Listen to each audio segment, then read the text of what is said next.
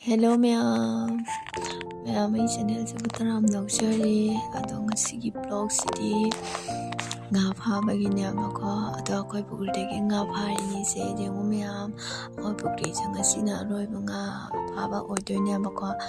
Kayina haibada pugri se minjallaniyaba lebangna. Tuna nga se loi phadoe.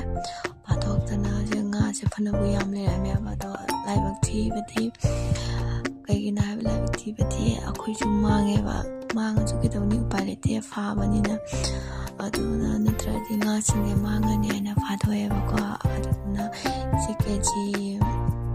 keji mari muthoi ado kabe makal mo nga mayam chawreba ko keji mari muthoi ado asi pukri tegi fabaneba ko ado chele bak thoi nina hai aduna nga jloi phadokpaneba ado mi singchina mayama nga je phapase asi koi inna kuna phari ne da video sinungai bire ga di subscribe to bire mo bye bye